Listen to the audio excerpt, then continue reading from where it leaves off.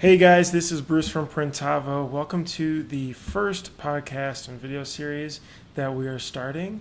My name is Bruce Ackerman. I'm the founder of Printavo.com, simple shop management software. Today, I've brought on Steve Farrig.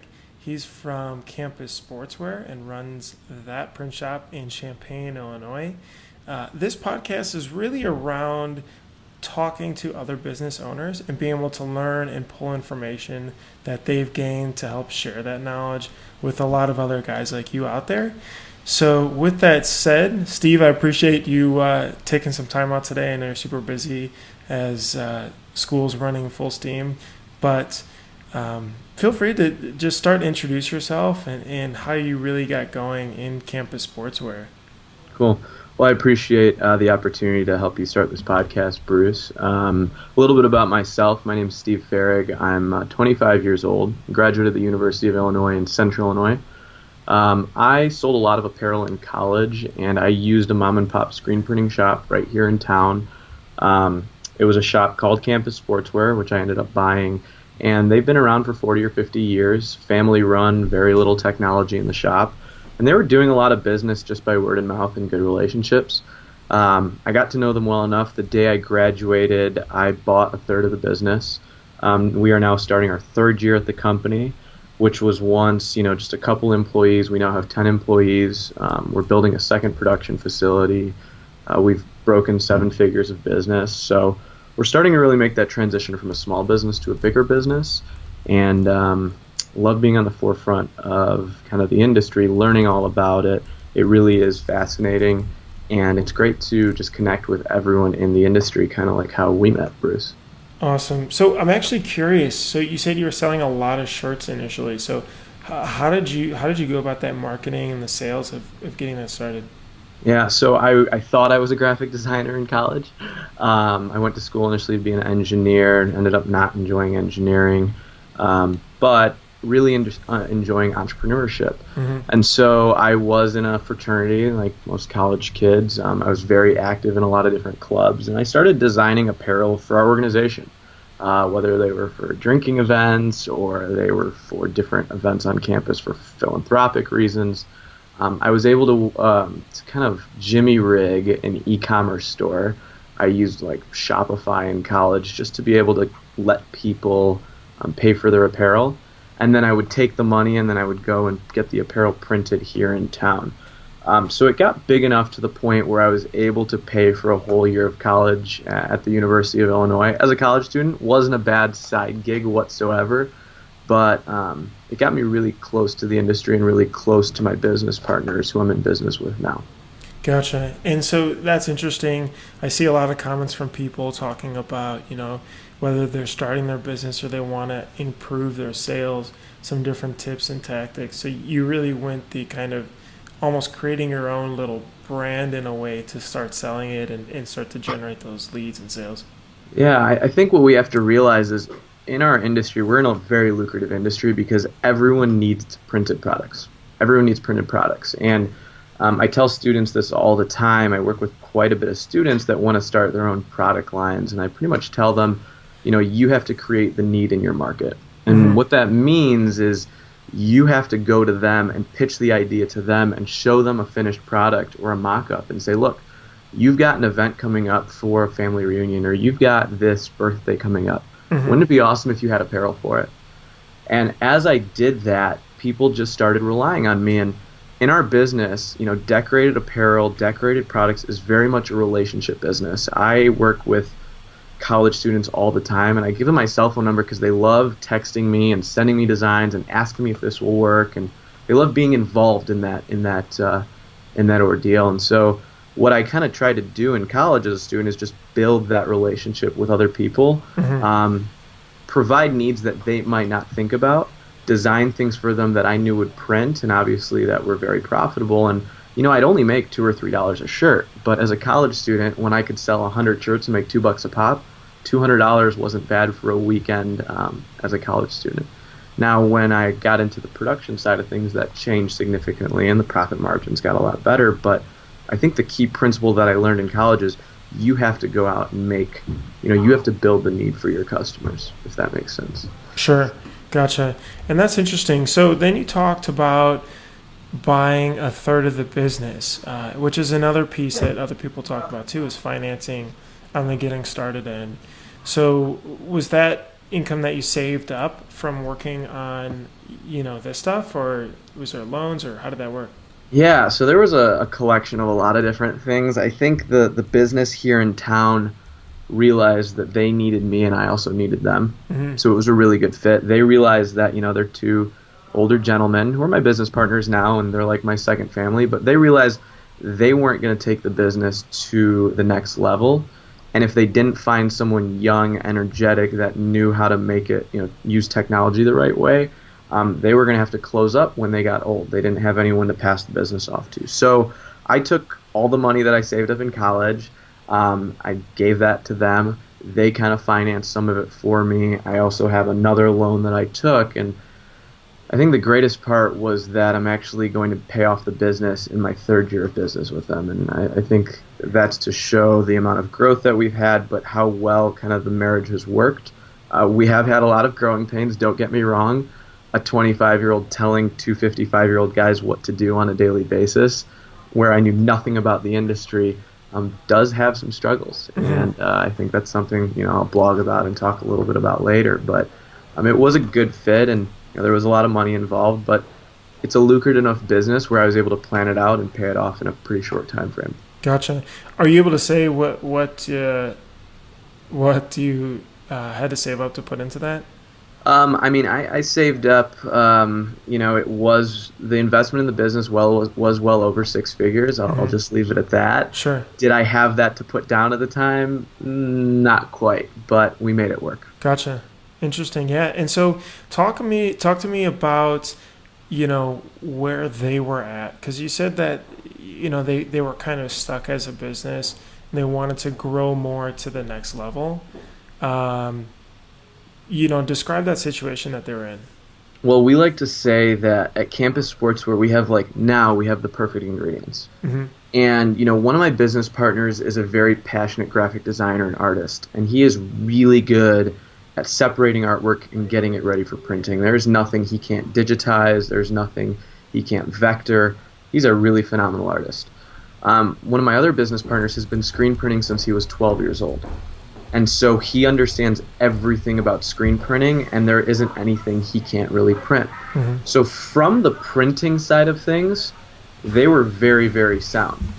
But they really didn't have a channel for growth and sustainability besides walk in and call in customers. And, when I asked them, I said, what kind of marketing do you do? And they said, none. We're just here. They paid $200. I remember the first month, they paid $200 a month for a Yellow Page ad to be listed in the Yellow Pages. They didn't have a Facebook page. They didn't have a website. They barely had a website. It was not anything. They weren't listed on Google. And yet they were doing, $700,000 to $800,000 of revenue just by being those two good guys in town. And what I'm learning as I'm, scouring through forums and Facebook posts and stuff, people, that's kind of how they float in this business, is just really strong relationships. So my business partners were really good at that. And I was kind of the last key to the puzzle where I could take the business and start to grow with it and use kind of the 21st century technology to keep it sustainable and to keep a pipeline of customers coming through it and to use basic marketing techniques. And it's crazy that within the first year, we grew like 150% within the first year just by invoicing and billing people on time. So crazy. Talk a little bit more about that too. So bringing them from where they're at to that first year, like that transition. I talked to a lot of shops where they say, it's hard for us to move forward because we've got printers and people who are more older. They don't really want to use computers as much. Talk to me about that transition. Yeah, that was the hardest part because, you realize a bunch of 24, 25-year-olds, you could put me in front of any piece of technology, Bruce, and I could use it. Mm-hmm. You give it to someone who can, who doesn't normally email, who, is just getting a smartphone, and it's really scary for them. And the best example I can use is my business partner Tom, he tells me, he goes, and hopefully we can chat with him, at another time. He said, Steven, I know I have to do it. It's like stepping over a cliff and knowing you have to jump, but it's really hard to. It's really hard to let my business kind of go, but I know I have to do it. And he told me, he said, you have to be patient with me because technology scares me. It really does. I hate emailing. I take phone calls, and texting is a weird thing to me. And this was a couple years ago, and so I had to be really, really, really, really patient with them. And so I had to find kind of weird things in my business so that we could kind of slowly adapt. Printavo being one of them. We use a lot of different technologies, and now they think they are, the cream of the crop. They joke about it now, and they're like, oh yeah, we are the most dynamic guys on the market, Steven, and they'll mock me and be sarcastic. And so, I had to be very patient with them, but I had to understand that I had to teach. And I had to, even if it was, hey, Tom, this is how you reply to an email, don't write in all caps. It's rude to the customer. I had to show them how to do that because they really didn't know how to do that stuff. And so I think businesses that are okay with using technology, you are already 10 steps ahead of where I was. The first major hump that I had was just getting them to accept that we needed to use this. And then the second hump was teaching them. So what I'm learning is that there are a lot of people that are ready to learn it already because they know it's their ultimatum. And so, I don't think too many people have to deal with it, but it definitely, and I still have challenges with it today. It's never ending. Gotcha. So. That growth that you talked about, 150% in the first year, you said? Yeah. So yeah. What was that? Talk to me. How did that happen? What channels were you marketing through? What did you do to make those tweaks internal? You talked about invoicing, collecting payments on time, things like that, but were there other tips? Yeah, I mean, Tom, my business partner, was everything in the business. He would burn screens. He would do a lot of the printing. He would answer emails, and he would do the billing at night. Sure. And he really didn't have, he did it all by carbon copy pieces of paper. So, I, every morning, have about 50 emails in my inbox with customers, and some days it's hard for me and my office manager to answer them. I can't even imagine how he was able to answer them. And so I think when I stepped up to the plate, I was able to just process people a lot quicker. So I think the first thing was just the speed at which I could turn around an inquiry into a job, right? I could get a customer a proof, an order, a quote, and I could get that probably a lot faster than they used to be. So I think that's number one. Number two was we had a way, and we use Printavo every day.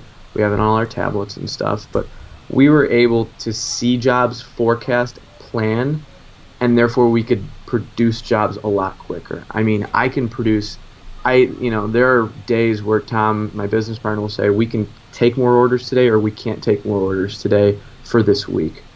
And every day we keep pushing the envelope because we are just tightening the bolts and making ourselves so much more efficient to the point where none of us even have to be in the shop for us to place orders anymore. And that's the beauty of it, is we're all kind of on the same page now. And all of our orders are kind of rolling at the same pace, and that has to be one of the the biggest things. Probably you see this, Bruce, when you see a lot of shops going through this transition. It does take some time, but once everyone's oars are in a row and they start paddling, it's like crazy how much more you can produce at such a faster rate. Sure. So the biggest thing you're talking about is efficiency. So getting everyone on the same page. Transparency throughout the business, get everyone streamlined. So once you had that, what sorts of marketing channels were you using to help push out your services and be able to reach new people? Yeah, so I think using your current relationships to leverage new relationships. Believe it or not, I started working with college students, and I took my 5 top customers and I actually turned them into my employees. And so they're actually my salespeople. So I have one channel of students that sell a lot of apparel with me. And to put into perspective, I now have about 15 that are going to sell over $500,000 this year. So I'm leveraging those current students. Yeah, I'm leveraging those current relationships. I turn them into my employees, and then I had them work through their networks. That was one way, which is a little more uncommon for the typical screen printing business. Sure. But just by interacting with my customers on a regular basis, and giving them content on a regular basis, and by emailing them, it sounds silly, but sending them an email once a month and letting them know what we were up to always made them have us at the top of their minds. And so it's crazy. I would get text messages from some customers be like, hey, I'm sending someone your way. Like, I saw your guys' Facebook post about this. And so it's like people want to help people get their shirts ordered, because when you have that, and I'll talk about this in some of my blogs, is everyone has their guy that prints shirts. Oh, I got a guy that can do that.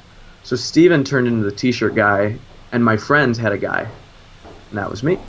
And Sure. so like when I kept building that network up and being right in front of them and showing them all the stuff I was doing, I kept building up that network. So one basic way of doing it was just like communicating with all my customers on a monthly basis using something as simple as MailChimp. Okay, so you use MailChimp and you set up your contacts in there and sent it out monthly? Yeah, so, after using, we used Printavo for a year, and we had all of our customers in an email base. I scraped all the customers from Outlook.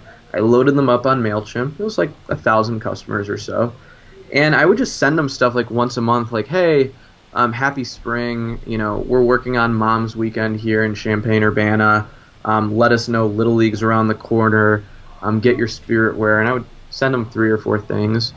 And they appreciated that. My open rates on some of those emails were like 75%. Really? And that That's was huge. crazy. It was like in my first year with such a small audience, people were listening to me. Really? Wow. And 75% is crazy. Yeah, and so I run some pretty big marketing campaigns now for some other companies, and I'm sending emails out to 50, 60,000 people where the open rate is less than like 15% if I'm lucky. And when I was sending out very specific, unique messages to a small audience, and it could be 500, it could be 1,000, people were opening it and people were listening. And I was very, very specific about the way I was targeting those messages and trying to be intimate with them. I think another thing I did that I really like, Bruce, and this is something you do all the time, is I sent out surveys to my customers. Tell me things you like, tell me things you didn't like. And we would just change our business, and it gave them a way to be involved, and it allowed them to interact with us and to know that they were a part of the growth of our business. I think that was really, really important. So a lot of email blasts, regular, very personalized, and then surveys to understand your customer base. Yeah, we definitely like to do the same too and try to get as close to our customers that way as possible. And you talk about one thing as well, which is that personal branding side, which is interesting. So is the Steve, the t-shirt guy that, this is the guy that I go to get that done. Where did that, was that coming from just you, being out there talking to people, or did you really label yourself as that? Yeah. How did that grow? I mean, it was twofold. One, I was Steven, the t-shirt guy in Champaign-Urbana. But 2, I put my name on just about everything, so people knew the name Steven. And it's funny, I kind of get that from you, Bruce. Everyone knows Bruce from Printavo. Sure. And, the funny story I'll tell, the reason I realized my name holds a pretty good personal brand is when we were out in Long Beach, everyone was coming up to you and saying, hey, you're Bruce from Printavo. And they're like, yeah, that's me, I'm Bruce. But your name holds a lot of your brand. And Bruce, whether we know your last name or not, we know you're Bruce from Printavo. I guess, could you shed a little, you've done this a lot, probably, I've learned more from you. Could you talk a little bit about kind of how you branded Printavo with your name? Sure. Yeah, so a little bit of background so everyone knows too. So we just went to Long Beach in January to ISS, and we did that to really meet with our customers, new and current customers. And Steve was going to be out there actually visiting his sister in LA, and I told him, you gotta swing by and just talk to people. People love to see, they love the video that you put out of just how we use it. You've been with us a while, you use the platform to the fullest. Can you just talk to customers? And Steve came out and did that for a couple of days, which was amazing. I really appreciate that. And so I would say, at least for us, the personal branding, or for me, the personal branding is important in that we want to be very familiar and personable. We want to be the people that's down the hall, or down the block, your neighbor in a sense, and not ever a company that has no name or face to it. So I think no matter what size we get to, it's important that I am literally sending out emails. And if I'm not sending out emails, then if the email gets sent out, it'll come back to me, because I want to get in there. I talk to customers just as much, still answer the phone, still respond to questions along with our customer success team to be able to help people. Our goal is always to help people in their businesses. And so just fulfilling that mission, part of it is just being at the forefront and spending that extra time. Yeah. I don't think I really appreciated what it meant to work with the owner of a company until it was myself, And when I remember when I first logged on to Printavo and I shot you a message and you fired one back, I was like, oh, it's kind of cool. It's like the owner of it. And, I'm realizing the value in businesses where the owners are involved. I always had this impression that I was going to buy this screen printing company. I was going to make some fixes and set it on its way and, move back up to Chicago and not have to do anything anymore. I quickly learned that was not the case. But moreover, I also learned that people like interacting with the person in charge of the business. We get a lot of people that come from other local screen printers and are like, we don't even know the owner there. Sure. And I take pride in the fact that my office is at the front of our shop. I will answer any text message, any email at any time of the day. And I know everything about every email coming into our shop. And, one thing that I've learned that's helped me out a lot is just being in on everything, because you're only going to care about your business. You're the one that's going to care the most about your business. Anyone you hire, unfortunately, you can hope they can care about your business as much as you do. But at the end of the day, it's your business. Your name is at the top of the business. It's what's going to keep you up at night. It's what's going to make you poor. It's what's going to make you rich. Therefore, when you can instill that from a top level, from a bottom level into your business, then your customers are going to take that and really appreciate it. Sure. And I have great conversation with business owners, probably the same way you do, Bruce. When it's a tech support question, I mean, you're the one answering a lot of those tech support questions, right, Bruce? Or yeah, no, absolutely. I mean, we're growing our success side, so people that can help respond and help people utilize our tool better. But at the same time, I dive in every single morning and late at night to get people's questions answered as well. I think it's important. I still run a lot of our catching up meetings and things like that. It not only helps obviously drive Printavo where it should go, but it's just like you said, that people like to have that conversation. They like to feel like they have a connection to more than they're just paying for it.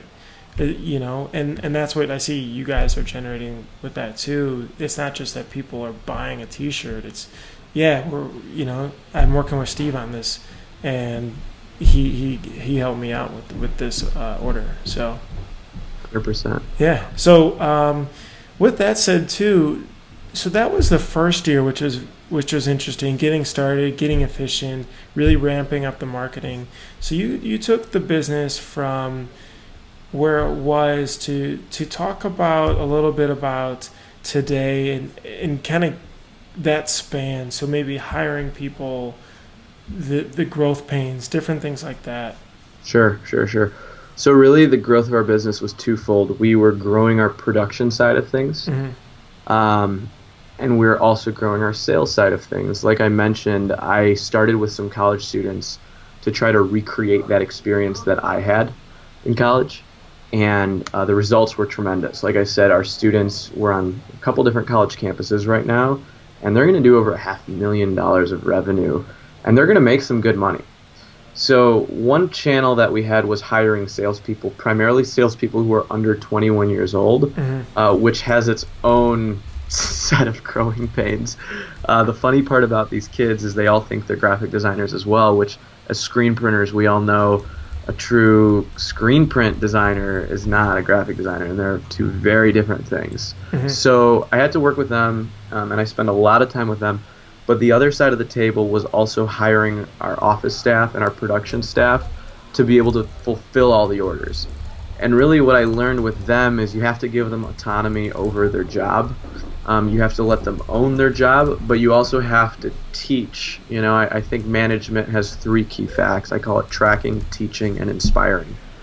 And, you have to hold them accountable. They have to be good at their job, but you have to make them enjoy their job. And here at campus, we have fun. We print a lot of shirts. We're in a very small shop on the 2nd floor, and we probably bang out more shirts per square foot than any other screen printer. I know I've seen some really small shops. We're in a really tight shop right now, but my employees, they enjoy what they do. They take pride in what they do.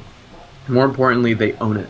And I always have this thing, just own what you do. Own what you do. Yeah, own what you do. Talk about that a little bit more, the autonomy. How do you deliver that to the sales reps and to your staff? Yeah, so my staff here at the shop, they're all older than me, and that's a challenge to have people that are older than you working for you, that you want them to own your business. That has a lot of challenges. And so I like to set really, really good expectations of these are the things I expect. This is our standard of performance and how we want to deliver things. And you can operate anywhere in that medium. As long as you meet our standard of performance, and as long as you meet these expectations, you can take your breaks, you can do what you need to do, you can come in early, you can, allowing them freedom. I don't clock them in and clock them out. They know when it's time to work. So around 4:30 every day when the shop starts to get slow, I don't get upset that they're going to start closing up the shop for the day. I don't pound more work into them, because I've realized they've been busting their ass for the last, 8 or 9 hours. And so they appreciate the respect, and I appreciate that they've been working hard for me all day. So I just want to touch on that. Setting the expectations. How are you doing that really specifically? Is it 1, 2, 3 on a piece of paper? Is it you kind of setting the model and doing and showing them and they follow it? How do you do that and kind of reinforce it over time too? Yeah, so I don't deal with a terrible amount of the production, because my business partner Tom, like I said, has been screen printing since he was 12. So that's really his baby. But what I see that he does is he lays out every job that has to go for the day. And he kind of sets the stage and says, look, boys, this is what we have to do today. Mm-hmm. Well, let's get to work, And the expectation is, if this is what has to be done today, this is what will be done today. Mm-hmm. And so I let them go and take their drink breaks and smoke breaks and do whatever they need to do. But they know, if this job isn't done, the day was not successful. And if the job, if they finish their stuff at 4:15, sometimes we just let them go home early, because they've seen, the day laid out in front of them, and they've met the expectations. They also know that the quality has to be there as well. We have, 3 phenomenal screen printers. We have automatic jobs, manual jobs running. They divvy up the jobs among themselves. They work as a team. And they just kind of they know that anything less than, a happy customer means reprinting the shirts. They're the ones that are going to be reprinting them if they're not done right. Mm-hmm. So knowing that, we're not using fear or anything like that. I'm not into using fear as a tactic. But just setting that bar that this is how we do things here. Sure. And everyone follows that, So it's a weird science. I'd love maybe Tom will hop on here in a little bit and talk about that on another time. But we really jive here, and that's a great blessing, I guess. Have you had people that didn't meet that, and how did you help correct that? Did you have to let them go, or did you? Sure. How did you retrain that? Sure. I did hire one of the funniest things when I first got hired or first bought into the company. They're like, Steven, you need to hire another screen printer. And I went searching for screen printers, and screen printers are not very easy to find. Yeah. They're just not. It is a very skilled trade. And so, believe it or not, I found a screen printer that knew how to print, and he was a phenomenal screen printer. Mm-hmm. But he lacked the interpersonal skills of just good human nature mm-hmm. to complement his work. And, there's really there's 2 sides of it. There's your skill and your effort, right? Mm-hmm. I can't teach effort. I can't teach showing up to work on time. I can't teach having a good attitude, having a good work ethic. I can't teach that stuff. I can't teach lying, But what I can teach and what Tom can teach is how to be a phenomenal screen printer. So he lasted like 2 months because he could never show up to work and he was always late and there was always another excuse. And, we hired someone actually with no screen printing experience. Gotcha. And we pretty much said, give us your effort, give us your integrity, give us your hard work, give us your drive, and we will make you good at screen printing. And, that's kind of what I learned. It's kind of like a sport. It is just like a sport. If you can't show up to practice, the coach can't coach you. Does that make sense? Yeah. Interesting. And that's the attitude we took. And I think in any of the in the decoration industry, like, it is a skilled trade, but what you can't have are people that don't show up to work, people that show up late, people that have a bad attitude, like, terrible for a shop. Yeah. So. Absolutely. Yeah, we definitely focus too on hiring slower and making sure that they do have that motivation and that drive and are super optimistic, like almost crazily optimistic. But absolutely just showing up on time and making sure that you really care about what you're doing and care about the details does go a long way. So that brings me to your sales staff. So you talk about, training people, and especially on the student side, how did you go through that and learn to adjust with kids that are less than 21 years old? I mean, I remember being in that age, although that wasn't that long ago, but still, obviously they have different priorities, especially Sure. being in college. Sure. So what listeners don't know, Bruce, you screen printed in college, right? You had your own screen printing company, right? Yeah. That's where Printavo came from. We had a small shop, about 5 or 6 people, and we were printing a ton, obviously, for the University of Illinois as well. So not every college student is like Bruce, in the sense that you're not going to get these ambitious kids that want to print. Most kids have a couple things on their mind: their social life and what's going to pay for their social life. Mm-hmm. Right. And so I had to turn their job into that experience. And so I work with them on a couple different things. One is I teach them sales. And so, once a week they get one-on-one attention with me for about 30 to 40 minutes. And we really work on their network and how they're going to reach out to new leads and new customers. And we have a calendar and, a whiteboard of all the different events that are coming up and how they're going to reach out to them via usually like text message or Facebook message or whatever. And so I do spend a lot of time teaching them sales. But on the other side of things, I also have to teach them about the industry. So one thing that they do spend a lot of time in here in our shop is like folding shirts. Just helping out around the shop, seeing how ink colors work, seeing what flash is. I think when a student understands flash, it's like this revelation where like, so I can sell like light colored shirts and they can be done quicker and we can do them for cheaper. Like, yeah, you can. Sure. So I really have them dive into it and get busy with their hands. They don't do any of the physical printing whatsoever. But once I teach them about printing, then I just keep pushing sales. And then we have a group camaraderie part of it where I take them out to dinner every couple of weeks. And we just kind of have a good time, remember that they're college students.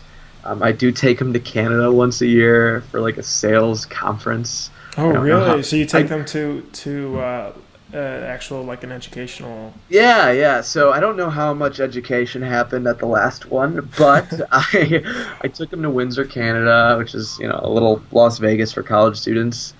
And, I rented out a boardroom and we did a day-long seminar on, like all the different aspects of our business. And I made a board book and we dressed up and, I made it legit. And I think that's the aspect where they realize this is real. Sure. I was just interviewing a new student today, and I brought in one of the older students who's going to be his mentor, and he said, you're going to learn a lot of real life, experience here. You're going to learn about when money's on the line and time's the essence and how to get an order in. And if there's one thing I've learned as a student is like this is real life, and how to set expectations with customers. So hearing that made me super proud. But it takes a lot of like TLC with them. My phone, I have to live on their lifestyle, like their timetable.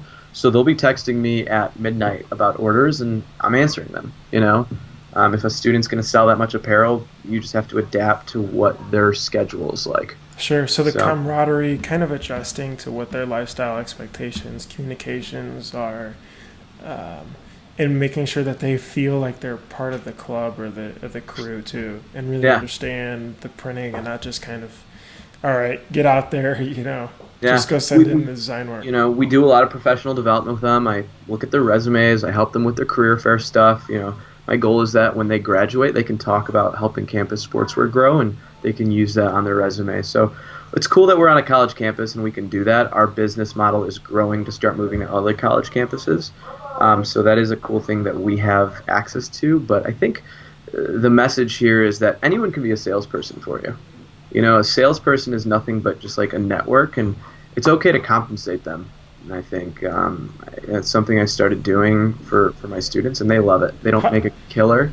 Yeah. But how did you set that up? Like your commission and how you compensate them? Yeah. So, I pay my students a commission. They have a calculator. It's on Excel. I'm kind of a math nerd, so it's all, they plug in how many ink colors, how many pieces they're going to sell. Sure. What the stipulations of the job are, and it spits out a number of how much they're going to make. Sure. And at the end of the day, they know, exactly what they're going to make. And that's it. I want them to make more than their average college jobs. And for some students that I have one student that sold over $100,000. He was able to make a dent in his college tuition. It made me really happy. Wow. That he was able to do that. Wow, so that's crazy. It doesn't, I've actually started to have professionals ask me if they could sell apparel for me. Part-time people that just need something to do for extra money. I don't see that as being a negative thing as long as you have a structure and you're able to build that up. Gotcha. Interesting. Very cool. So you talked about the future. I definitely want to get to that too now. So you're here. Is there a rough number of revenue that you said that you're at now?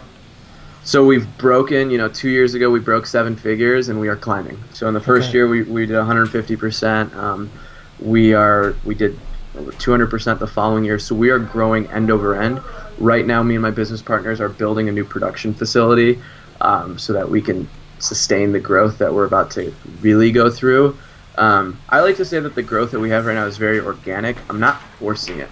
Sure. I haven't really turned the faucet on yet. Sure. And done the full bore plan, So we're kind of just ramping it up slowly, making sure we can still offer our customers what they need, making sure our technology is modernizing so that we can support our business.